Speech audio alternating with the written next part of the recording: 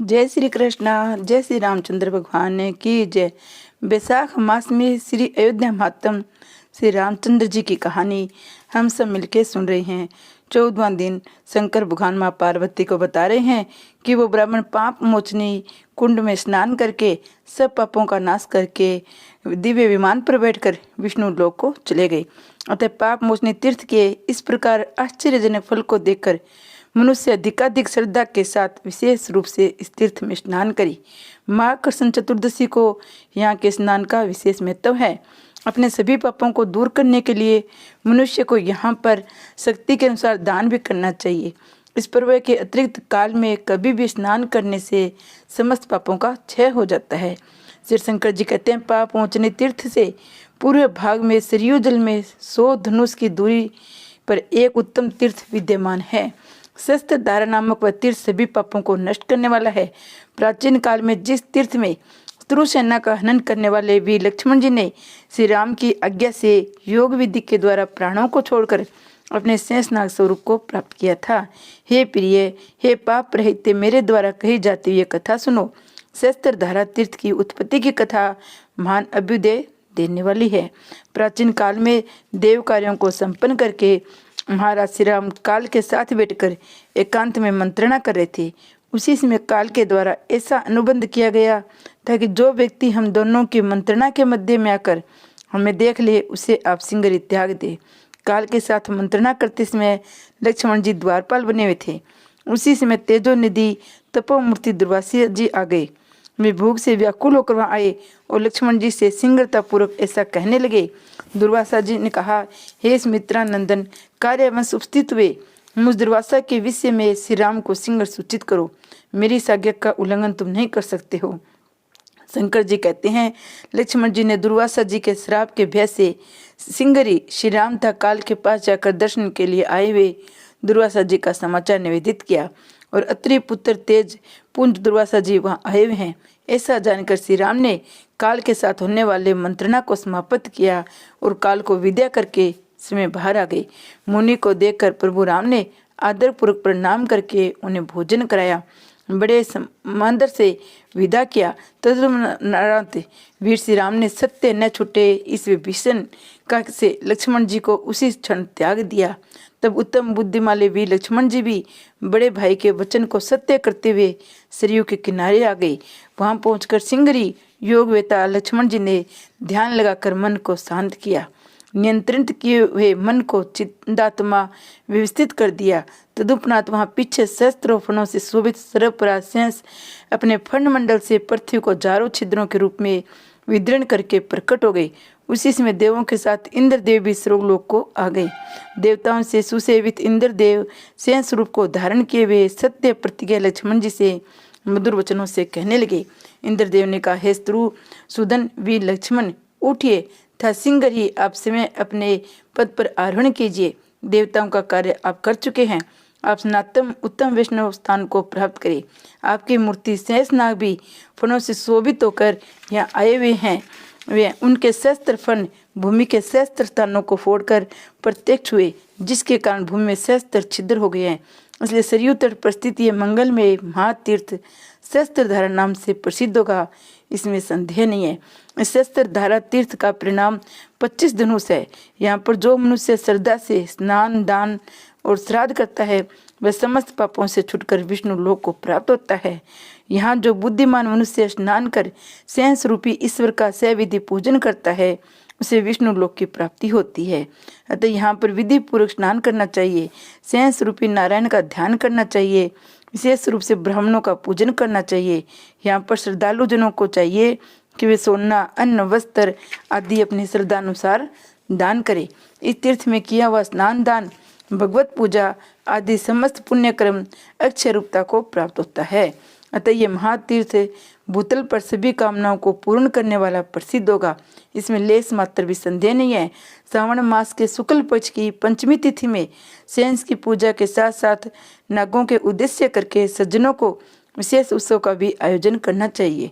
जो सज्जन इस महान तीर्थ में उत्सव करके भक्ति के साथ नागों का पूजन करके ब्राह्मणों को संतुष्ट करते हैं उन पर समस्त सर्प प्रश्न हो जाते हैं, कभी भी उन्हें पीड़ा नहीं पहुंचाते हैं। वैशाख मास में जो मनुष्य सावधान होकर यहाँ स्नान करते हैं उन्हें सैकड़ों करोड़ों कल्पों तक पुनरावृत्ति का भय नहीं होता है। अतः मनुष्य को इस तीर्थ में वैशाख में अवश्य स्नान, दान, भगवत पूजा, विशेष रूप से ब्राह्मण पूजा करनी चाहिए। यहाँ पर ऐसा करने से समस्त कामनाएं पूर्ण होती है। जो इस उत्तम तीर्थ को भगवान विष्णु के उद्देश्य करके अलंकारों तथा बछड़े के सहित दूध देने वाली गौं को सुपात्र ब्राह्मण के लिए दान करता है, उसे सनातन विष्णु लोक में नित्य निवास प्राप्त होता है। इस तीर्थ में स्नान करने वाले अक्षय स्वर्ग को मिलता है।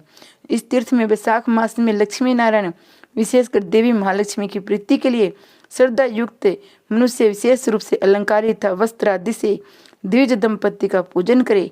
भूतल पर विद्यमान जितने तीर्थ है वे सभी वैशाख मास में यहाँ पर एकत्र होकर निवास करेंगे, इसमें संदेह नहीं है।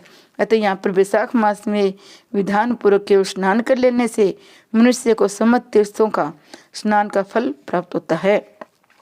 शंकर जी कहते हैं, देवराज इंद्र देव भाव को प्रकट हुए। लक्ष्मण जी इस प्रकार कहकर भूमि भार को वहन करने में समर्थ शेष जी को पाताल भेजकर लक्ष्मण जी को विमान पर बिठाया और प्रीतिपूर्वक स्वर्ग को प्रस्थान किया। तभी से ये तीर्थ परम प्रसिद्धि को प्राप्त हुआ। वैशाख में इस तीर्थ का परम महत्व है। वैसे श्रावण शुक्ल पंचमी को इसका विशेष महत्व है। अन्य पूर्व दिनों में भी यहाँ स्नान करना अति श्रेष्ठ है।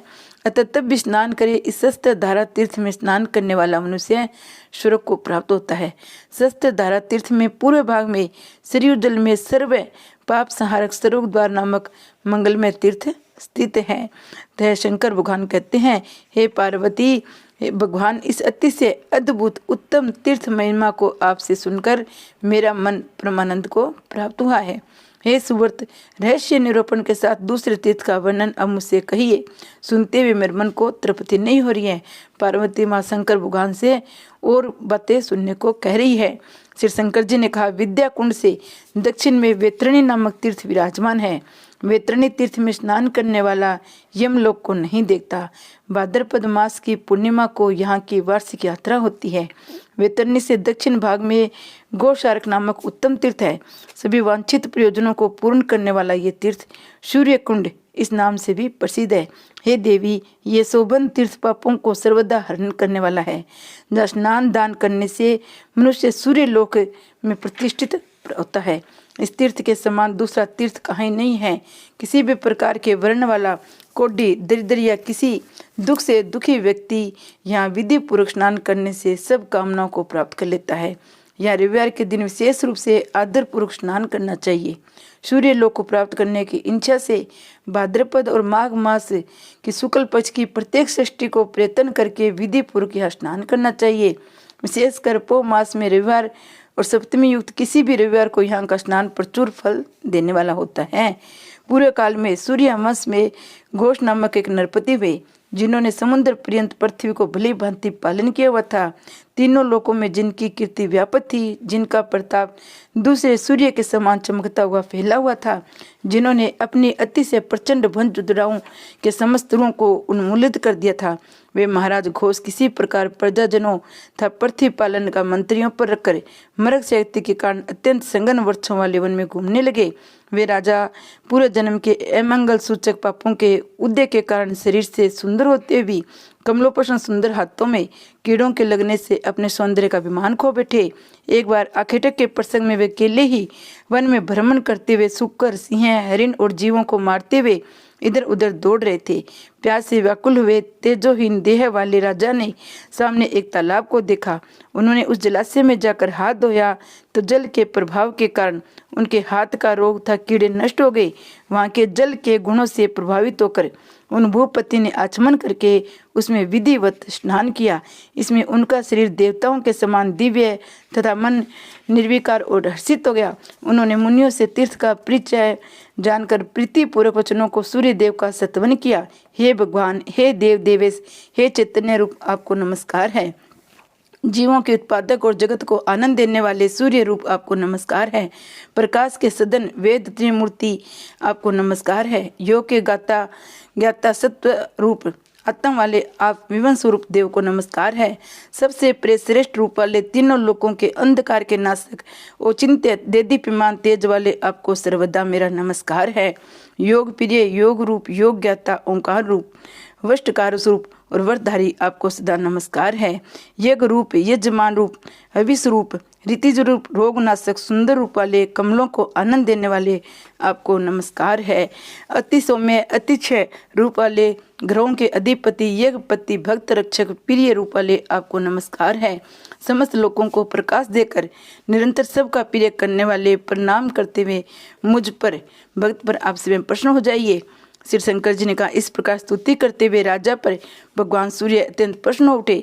समय भगत का प्रिय करने हेतु एकाएक प्रकट हो गए। भक्ति के कारण मस्तक झुकाकर प्रणाम करते हुए राजा से सूर्य देव मधुर वाक्यों में कहने लगे। सूर्य देव बोले, हे राजेंद्र, मैं तुम पर प्रसन्न होकर तुम्हारे समक्ष उपस्थित हूँ।